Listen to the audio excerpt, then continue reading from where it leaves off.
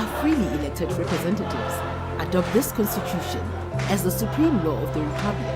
Mandela eventually signed the constitution into law. And so it has come to pass that South Africa today undergoes a rebirth. It is a day of celebration. Constitution that prohibits discrimination on the basis of sexual orientation. Every citizen is equally protected by law. One of the best constitutions in the world.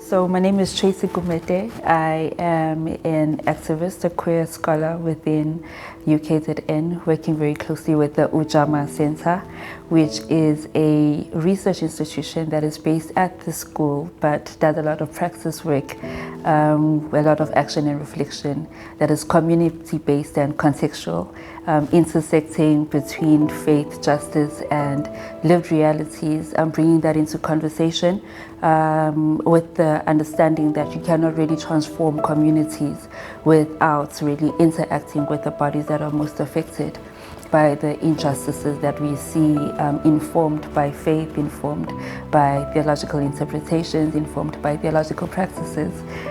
So our work is mostly just bringing all of that in conversation with each other and working in community to make sure that we transform the lived realities of people within these contexts. The Eudy Simelane Memorial Lecture is an act of resistance, remembering and reimagining. It's remembering the embodied realities of the queer community, remembering the trauma, the woundedness, the hurts. It is remembering the voices that were sidelined and erased, especially the life of Eudy Simelane, who was an activist, a change maker, and someone who brought the lived realities of those that are usually pushed to the margins, silenced, and made invisible in our society. So the theme for the Eudy Simelane Memorial Lecture this year focuses on LGBTIQA+, religion, violence, and governance. And it comes into a very important conversation right now around the intersecting factors that are contributing to homophobic violence within our current context. There's a huge gap between the lived realities and what is existing within our policies and laws. And this is a thing of behavior and attitudes that we still need to address in the work that we are doing, that we are actively doing through the work of contextual Bible study and through the work that we do with the Eudy Simelane Lecture. It also speaks to how faith does violence, religion, how we engage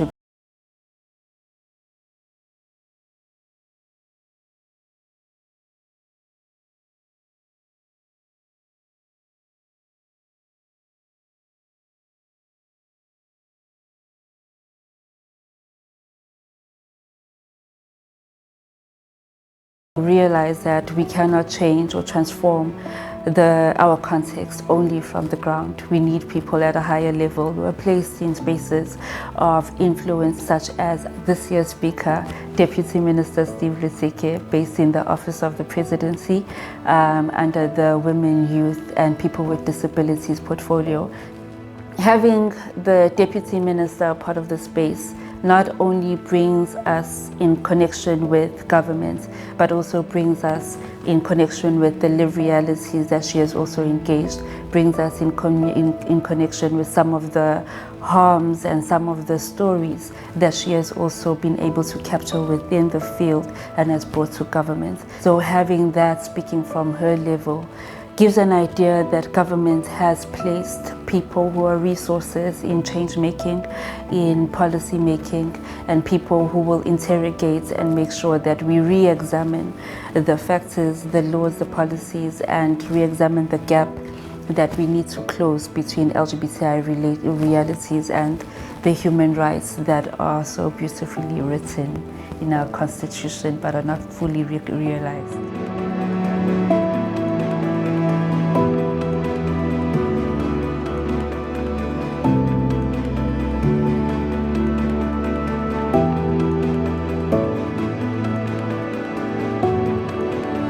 I am uMmapaseka, Steve Letsike. I am the Deputy Minister in the Presidency, responsible for women, youth, and persons with disability in South Africa. I'm a human rights advocate. I have been in the social justice movement at least for the last 20 years. So it gives me so much joy to join the Eudy Lecture, to coming here and speak about the life of Eudy. And I remember very well, I was there on the 28th of April. I was in Guatemala when Eudy's body was found. I was there to negotiate in schools of Guatemala, how do we end bullying in schools. When I received the call that Eudy's body was found, and we drove to where the body was found. And I think it's this reflection that, you know, when you reflect on it and you're saying, until when do we have to go and see a lifeless body of a queer person? That body is important, that life is important, it deserves to live. And yeah, we're here. I think for me there are two levels of this importance. Is to highlight the reality of hate crimes in South Africa, and that still exist even today in 2025. And it's also to lift why this hate crime happens. And no doubt it's because of homophobia, it's because of transphobia, but it's also about the existence of gender-based violence, and that is regarded a pandemic in South Africa. But the lecture itself allows us to keep Eudy's memory alive.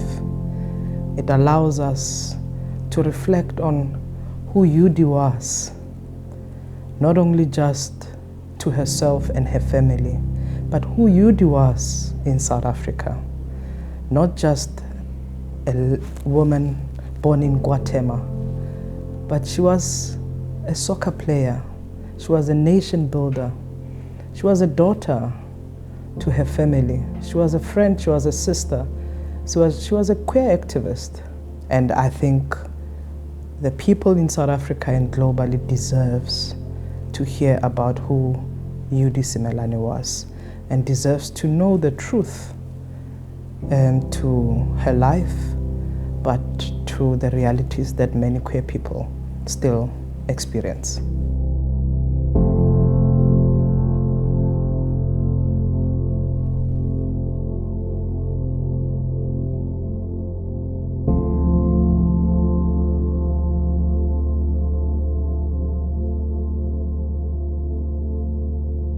For so many aching years,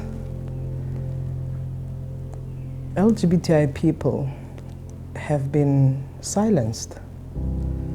They have been pushed out in society, and this silence has wrought injustice, has costed lives.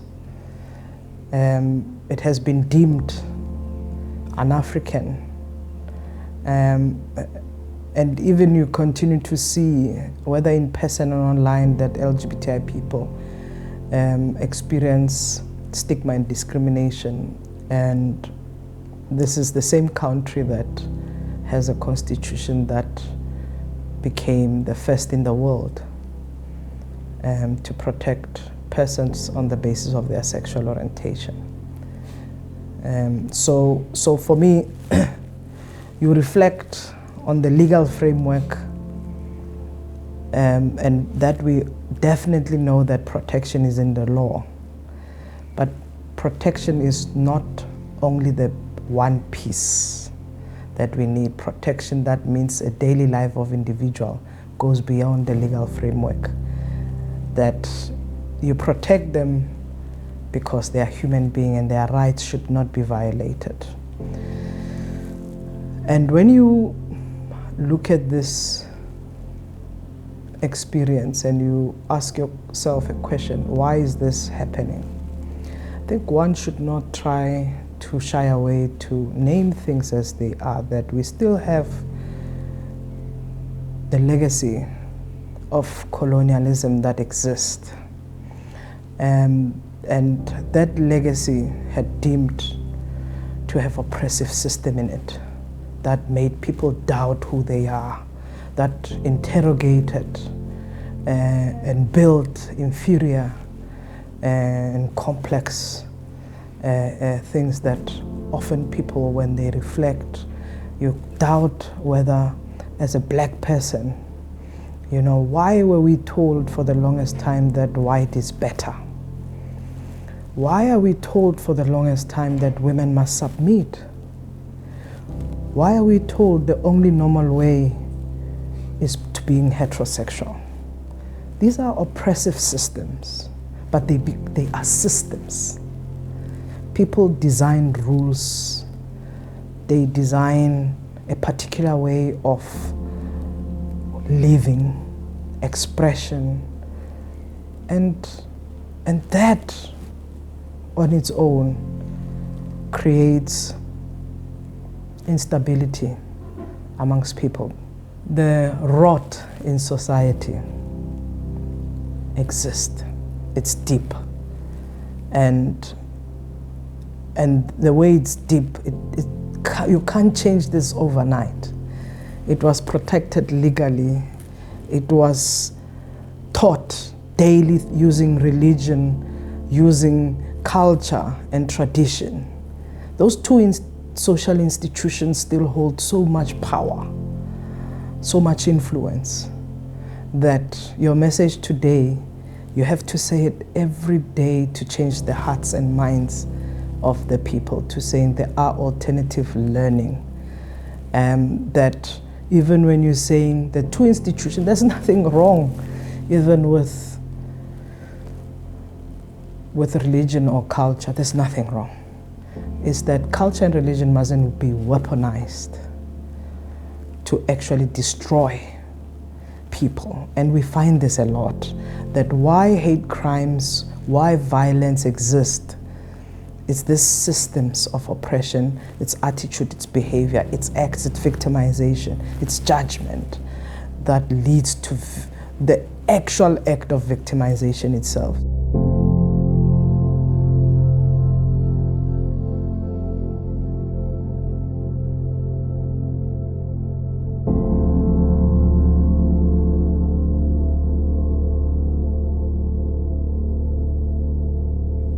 The intersection of religion and the lives of LGBTI persons.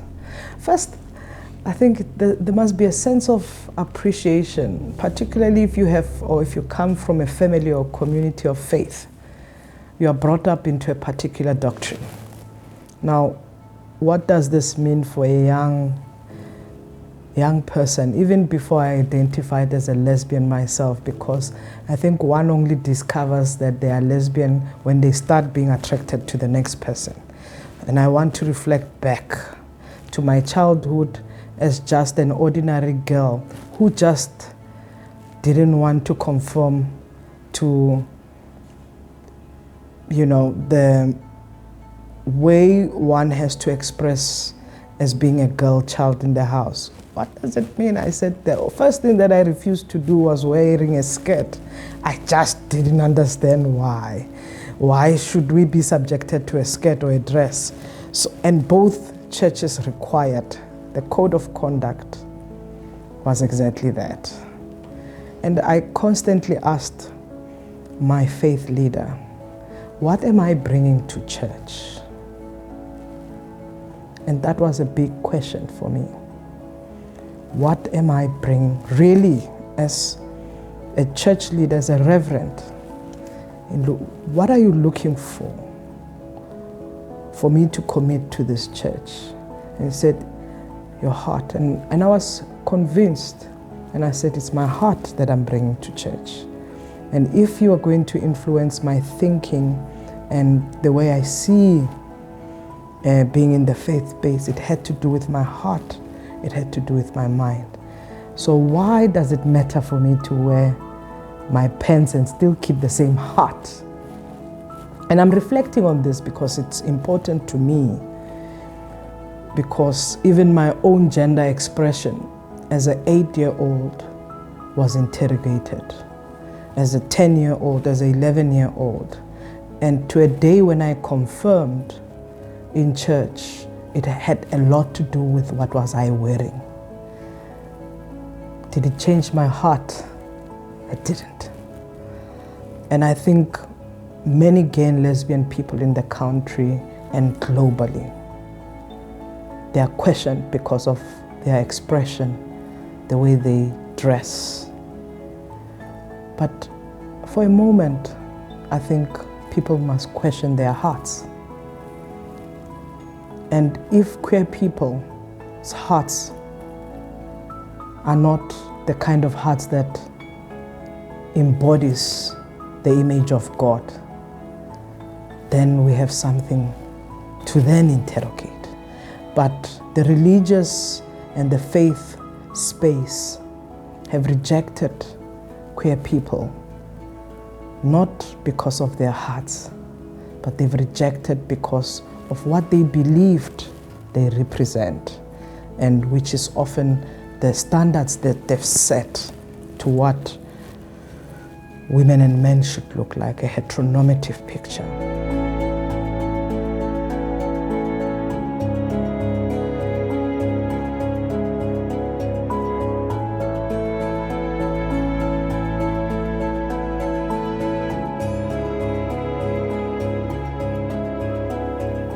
We live in a country that is already violent and has a history of violence. You know, I was speaking about apartheid. It was violent. It took a lot from people. And when you experience violence, if you don't heal, if you don't get to be aware, if you don't have that level of consciousness, if we don't deal with mental health, if we don't deal with substance abuse, you know, all of those things, we're going to see a full cycle of violence. And that's the kind of our society currently. We have a democracy in this country that seeks to have everybody, doesn't matter, black, white, young, old, thrive. But everybody must thrive. And this is why, for me, it disturbs me that every single day, every time we hear about murder, brutal murder of LGBTI people, people like Mohsin, people like Eudy, it's going on. It's continuing. It's not stopping. The role of governance is that, yes, you can introduce the law. Yes, you can have programs and interventions to help us.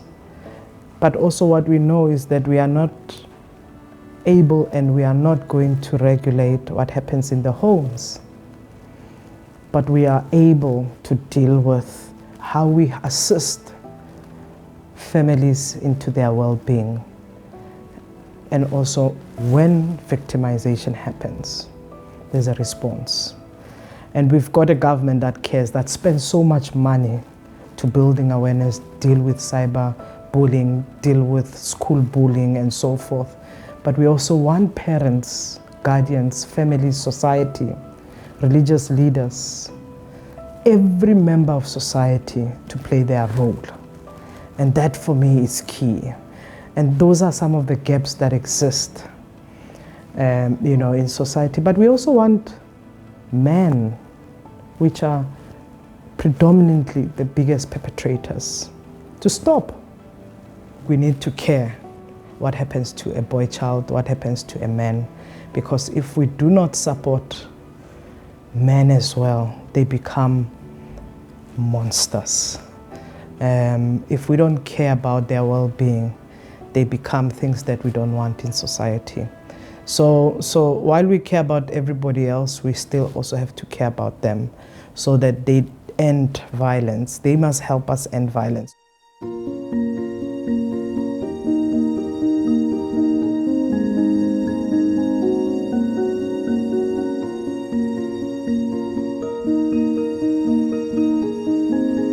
I grew up in politics. I was 13 when I joined ANC. So here I am, so many years later, a queer person who has been doing activism, who has been protecting human rights. I started the only existing queer law clinic in the country. And I'm now, having left civil society space into government space. Why does it matter? It matters. It matters not only just on my experience and qualification or my expertise, it matters to have a queer person who's a template to young queer persons. It also matters to people my age who are queer and who can still see themselves. It matters to older queer people. We do have older queer people who, many of them also mentored me. It matters to see what they have also produced. It's necessary to show up and be visible. It mattered for Eudy Simelane to play soccer and to thrive and represent the nation. It mattered to have many queer people who are leading in business. It matters because we fought for the liberation of queer people, and we are still fighting for a total liberation. So I really do think, even in my own government that is led by a champion, a human rights champion like President Ramaphosa, the fact that he himself could choose to appoint an openly queer person in his cabinet, for me it matters.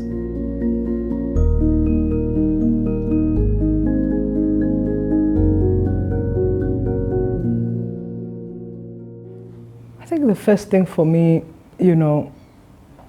we've called for a whole of society to respond to gender-based violence, to deal with the root causes. No doubt we need everybody. We do need government, we do need religious leaders, we need traditional leaders, we need families, we need social workers, we need people. First, there must be urgency because we're losing lives.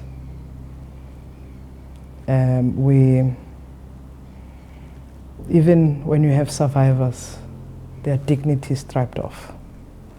As a survivor myself, it takes a lot to overcome this.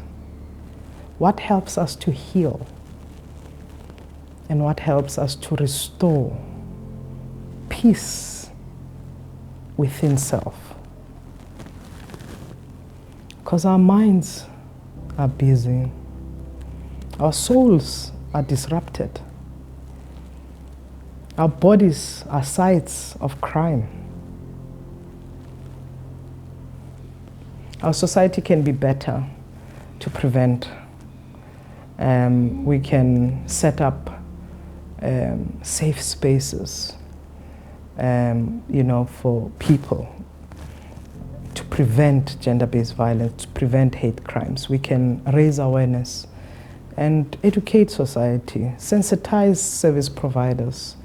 What should happen in church or in spaces of faith gathering that also guarantees you that this is a safe space. Let's bring you closer to God.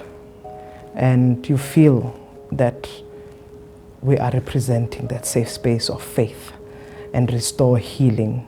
When there's a case, there must be justice. So that means there must be conviction.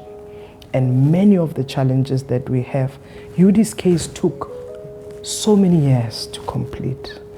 But we've seen successes of our law system. When we did Amendment of Sexual Offences Act, amendment of our criminal procedure, that in 2019, there was a case of a gang rape against a lesbian woman in Pretoria. That case was completed and reached conviction within a year. So something right is happening. It's whether we are actually enforcing our laws in the same manner that people can feel justice. So that's what I want to imagine: a free society, a safe environment. I want to see South Africans and the rest of the global world thrive and see each other, value each other. And that's what we should all be doing. We can be happy even when we have different ways of living, but we can have a happy society. I think the screening of Eudy Simelane's lecture during 16 days of activism, it's important to showcase different types of conversations we must have around gender-based violence. That is not just gender-based violence or violence against women that happens because of what you are wearing or because of how men view you, but it's also because of your sexual orientation, your gender identity or expression that may put you at risk. Showcasing Eudy's story was not just about Eudy, it was about LGBTI people and their families and their allies. And I really do think the work that Jan is doing and the work of all the stakeholders that are involved in this work helps us to appreciate why it matters that everybody must raise awareness, must educate, and we must continue talking until we stop violence. Ndingumuntu. I am human. Ngingumuntu. I am human. Ngimuntu. I am human. Ngiwumuntu.